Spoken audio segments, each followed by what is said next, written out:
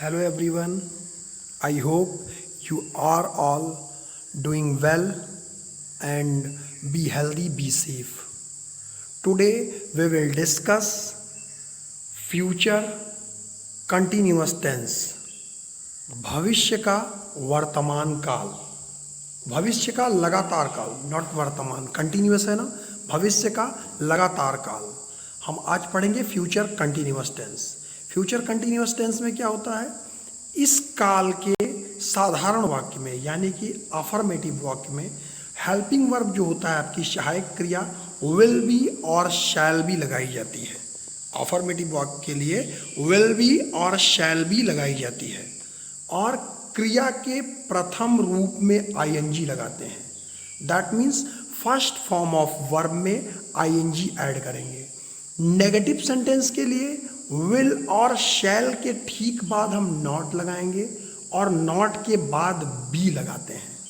यानी कि future continuous negative sentence में हम विल शैल लगाएंगे, उसके बाद नॉट लगाएंगे, नॉट के ठीक बाद बी लगाएंगे। प्रश्नवाचक प्रथम इंट्रोगेटिव टाइप 1 में क्या शब्द के लिए विल और शैल लगाएंगे अकॉर्डिंग टू द सब्जेक्ट वाक्य के प्रारंभ में, तथा प्रश्नवाचक द्वितीय इंट्रोगेटिव टाइप 2 में प्रश्नवाचक शब्द की इंग्लिश हम स्टार्टिंग में लिखेंगे। क्लियर? एक बार फिर से रिपीट करते हैं हम।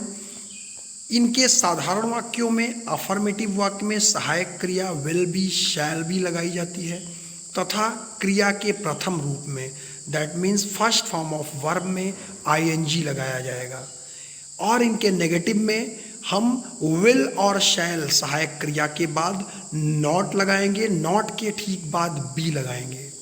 प्रश्नवाचक प्रथम इंट्रोगेटिव टाइप फर्स्ट में क्या के लिए विल और शैल वाक्य के प्रारंभ में अकॉर्डिंग टू द सब्जेक्ट लगाएंगे तथा इंट्रोगेटिव टाइप 2 अर्थात प्रश्नवाचक द्वितीय में प्रश्नवाचक शब्द की इंग्लिश प्रारंभ में लिखेंगे।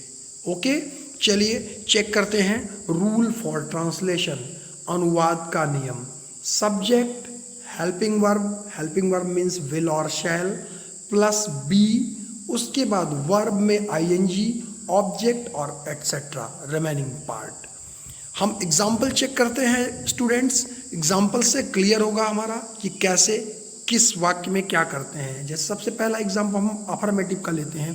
फ्यूचर कंटिन्यूअस टेंस, भविष्य का वर्तमान काल, सकारात्मक या साधारण वाक्य। राम किताब पढ़ रहा होगा। देन इसका ट्रांसलेशन क्या हो गया, Ram will be reading book. सबसे पहले क्या आया आपका, सब्जेक्ट आया स्टूडेंट्स, देन हेल्पिंग वर्ब आया राम के according will be, main verb में आईएनजी हमने लगाया, रीडिंग हो गया, उसके बाद ऑब्जेक्ट बुक आ गया, एटसेट्रा में कुछ है नहीं, then nothing, full stop. Then Ram will be reading book. Next check करते हैं हम नेगेटिव के लिए। फ्यूचर कंटिन्यूअस में नेगेटिव सेंटेंस, नेगेटिव के लिए एग्जाम्पल है आपका राधा गाना नहीं गा रही होगी। राधा गाना नहीं गा रही होगी। तो according to the rule of negative sentence in future continuous tense, Radha will not be singing a song. सबसे पहले आपका क्या आया guys, subject, after that according to the subject helping verb में राधा के लिए विल आया, आफ्टर दैट नॉट के ठीक बाद आपका बी आ गया, then first form of verb क्रिया के मुख्य क्रिया के प्रथम रूप में आईएनजी, उसके बाद ऑब्जेक्ट एटसेट्रा। दैट्स इट, ये आपका नेगेटिव। अब चेक करते हैं हम प्रश्नवाचक प्रथम यानी इंट्रोगेटिव टाइप 2 का एग्जाम्पल। हमारे पास एग्जाम्पल है, क्या हम क्रिकेट खेल रहे होंगे। क्या हम क्रिकेट खेल रहे होंगे। देन क्या के लिए अकॉर्डिंग टू द सब्जेक्ट, हमारा सब्जेक्ट यहाँ पे हम है, हम के साथ सहायक क्रिया हम शैल लगाते हैं, तो क्या के लिए यहाँ पे शैल लग गया। Then subject be, then shall be playing cricket question mark. अब इसका रूल क्या है, इंट्रोगेटिव टाइप 1 का फ्यूचर कंटिन्यूअस टेंस में helping verb according to the subject सबसे पहले आएगा क्या के लिए, उसके बाद आपका सब्जेक्ट आ गया, देन बी आ गया, that is not single be, ये BEB है आपका, BEB, okay. Then first form of verb, then ING, then object, उसके बाद एटसेट्रा। क्लियर। अब हम देखते हैं इंट्रोगेटिव टाइप 2, यानी कि प्रश्नवाचक द्वितीय। प्रश्नवाचक द्वितीय क्या होता है आपका, जिसमें प्रश्नवाचक शब्द वाक्य के बीच में आता है। पुजारी मंदिर में पूजा क्यों कर रहे होंगे। देन सबसे पहले प्रश्नवाचक शब्द क्यों की इंग्लिश लिखेंगे वाई। उसके बाद पुजारी के अकॉर्डिंग विल आपका लग गया। विल जो है आपकी सहायक क्रिया है प्रीस्ट के लिए। पुजारी एक नहीं कई सारे भी होंगे तब भी विल ही लगेगा, क्योंकि इसमें सिर्फ आई और वी के साथ शैल लगता है और बाकी सबके साथ विल।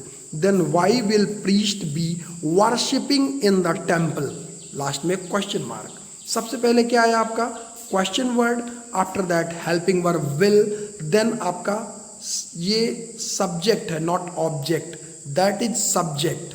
यहाँ पे मिसप्रिंट टाइपिंग है, ये सब्जेक्ट है।